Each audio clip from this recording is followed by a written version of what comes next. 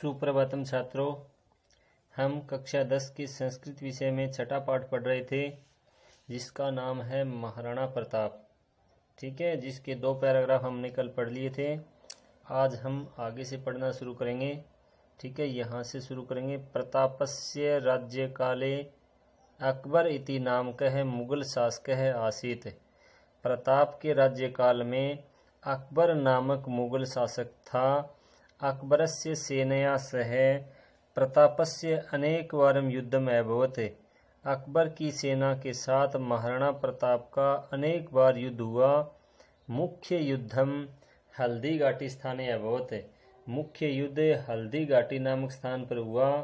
अतः एव एतत् हल्दी घाटी युद्धम इति नामना प्रसिद्धम अस्ति। मुख्य युद्ध हल्दी घाटी नामक स्थान पर हुआ, इसीलिए ही यह हल्दी घाटी युद्ध के नाम से प्रसिद्ध है।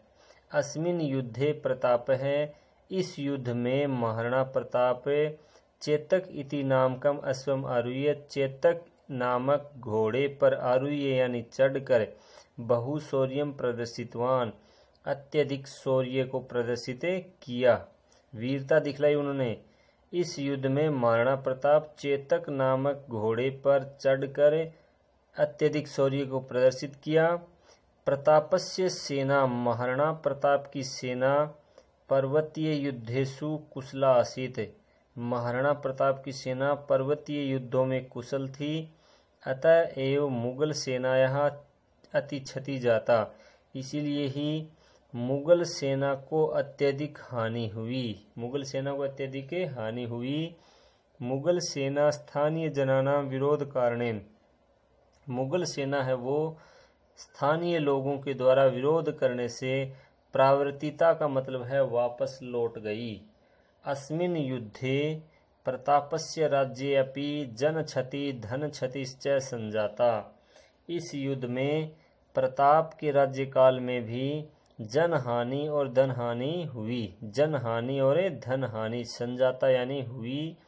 तस्य सेना अपि, उसकी सेना भी धनाभावे विघटिता, उसकी सेना भी धन के अभाव में विघटित हो गई, टूट गई। उसकी सेना क्या होगी? धन के अभाव में विघटित होने का मतलब है टूट गई। परम प्रताप है कदापि पराजय न स्वीकृतवान, परंतु महाराणा प्रताप ने कभी भी पराजय को स्वीकार नहीं किया। परंतु महाराणा प्रताप ने कभी पराजय को स्वीकार नहीं किया। अरण्य गुहा प्रदेशेषु उषित्वा, जंगली गुफा प्रदेशों में उषित्वा यानी रहकर, स्वसंकल्प सिद्धे, अपने संकल्प की सिद्धि के लिए, जंगली गुफा प्रदेशों में रहकर अपने संकल्प की सिद्धि के लिए सैन्य संग्रहणम उपाक्रमत, सेना का संग्रहण कार्य प्रारंभ किया। सैन्य संग्रहणम तत्प्रशिक्षणम च बहुविध साध्यम कार्यम, सेना का संग्रहण करना और उसको प्रशिक्षण देने के लिए अत्यधिक धन की आवश्यकता थी। बहुविध साध्यम कार्यों का मतलब है अत्यधिक धन की आवश्यकता थी। महता दारिद्र्येण परितप्यमानस्य प्रतापस्य, अत्यधिक दरिद्रता के द्वारा पीड़ित किए गए उस महाराणा प्रताप के का इदम एवं बहु चिंता कारणमासीत्। अत्यधिक दरिद्रता के द्वारा पीड़ित किए गए महाराणा प्रताप के सामने यही बहुत बड़ी चिंता का कारण था। यही बहुत बड़ी चिंता का कारण था। प्रतापस्य चिंता विभाव्य, महाराणा प्रताप की चिंता को समझकर भामाशाह नामक कश्चित् श्रेष्ठी, भामाशाह नामक कोई सेठ जी, किमपि महत् कार्यं कर्तुं कालः समायतः, यानी प्रताप की चिंता को समझकर भामाशाह नामक व्यक्ति ने विचार किया कि कश्चित् श्रेष्ठी किमपि महत् कार्यम, कोई भी श्रेष्ठ कार्य करने का, महान कार्य करने का, कोई भी श्रेष्ठ कार्य के लिए महान कार्य करने का काल है यानी समय, समायतः मानी आ गया है। इति भावितवान, ऐसा उसने विचार किया। प्रताप की चिंता को समझकर भामाशाह ने कहा, भामाशाह नामक किसी शेर जी ने कहा कि किसी महान कार्य को करने का समय आ गया है। ऐसा उसने भावितवान यानी विचार किया।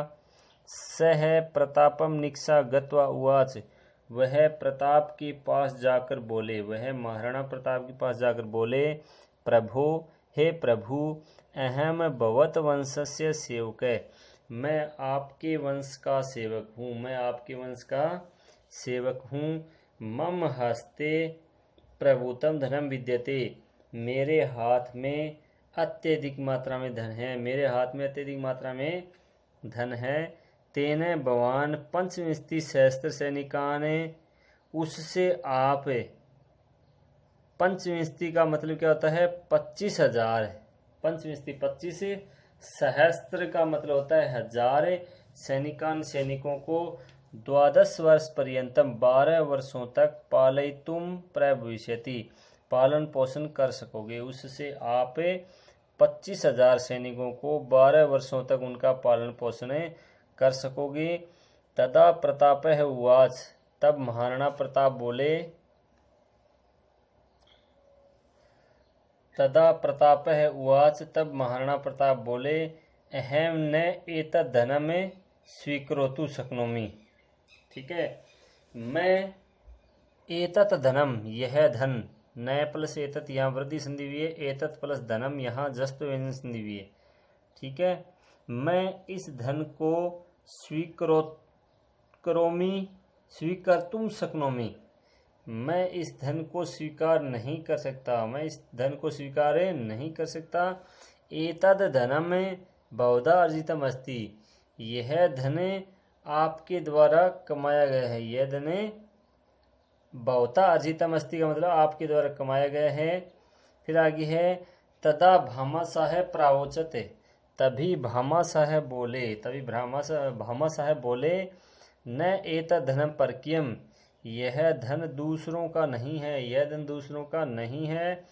देश रक्षार्थम मया अर्जितम धनम इदम, देश की रक्षा के लिए, देश रक्षार्थम मया अर्जितम इदम धनम, देश की रक्षा के लिए मेरे द्वारा कमाया गया यह धन यदि सहायकम भवेत, सहायक होगा, तरही मानी तो, मम जीवनम सार्थकम भविष्यति, तो मेरा जीवन सार्थक हो जाएगा, तो मेरा जीवन सार्थक हो जाएगा। भामाशाह से वचनम श्रुत्वा, भामाशाह के वचनों को सुनकर प्रतापस्य मनः असीम सांत्वनाम आप्तवान, भामाशाह के वचनों को सुनकर महाराणा प्रताप के मन में असीम सांत्वना उत्पन्न हुई। असीम सांत्वना मतलब होता है जिसकी कोई सीमा न हो, इतनी सांत्वना उत्पन्न हुई। तेनः पुनः सैन्य संग्रहण कार्यम आरब्धम, उसके द्वारा फिर से सेना संग्रह का कार्य, आरब्धम का मतलब है प्रारंभ किया, आरब्धम प्रारंभ किया, महासैन्यम से रशियामा से, और एक बहुत बड़ी सेना का निर्माण किया। तया सेनया च मुगल शासनम प्रति, उस सेना के द्वारा मुगल शासकों के प्रति स्वतंत्रता का युद्ध प्रारब्ध मानी प्रारंभ हुआ। स्वराज्य हस्तच्युतान अनेकान, अनेक भागान, अपने राज्य के हस्तच्युतान का मतलब हाथ से निकले हुए अनेक भागों को फिर से हस्तगतवान कृतवान, फिर से अधिकार क्षेत्र में कर लिए। तेसु माने उनमें, तेसु माने उनमें, मोही गोगुंदा उदयपुरम आदि मुख्य आसन, उनमें मोही गोगुंदा उदयपुर आदि मुख्य थे। स्वराज्य शांतिम संस्थाप्य, अपने राज्य में शांति को स्थापित करके, चावंड नामक स्थान में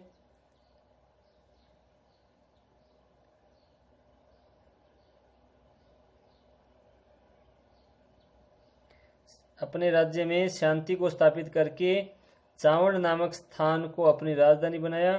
तस्मिन काले चावंड स्थानम स्थापत्य कलाया, उस समय चावंड नामक स्थान स्थापत्य कला का, ललित कला का, वाणिज्य का और विद्या का प्रमुख केंद्र था, प्रमुख केंद्र था।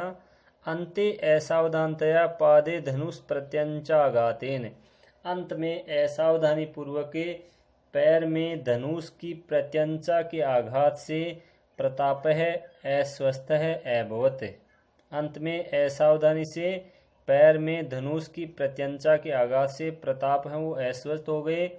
फिर है ये है 1597 ईस्वी आब्दे। 1597 विक्रम संवत में जन्म हुआ था और इनकी मृत्यु हुई है 1597 ईस्वी सन में। अंत में असावधानी पूर्वक पैर में धनुष की प्रत्यंचा के आघात से प्रताप अस्वस्थ हो गए और 1597 ईस्वी वर्ष में प्रताप स्वर्गवासी हो गए। दिवंगता का मतलब स्वर्गवासी हो गए। प्रताप है महान सेना नायक है। महाराणा प्रताप एक महान सेना नायक थे। जननायक है जननायक थे।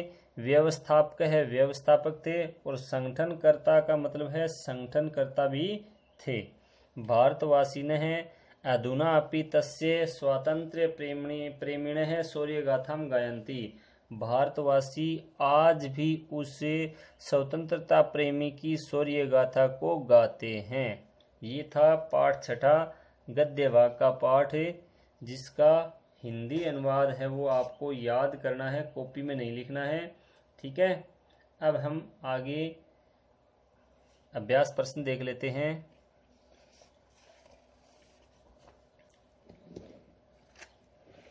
देखिए, ये है अभ्यास प्रश्न।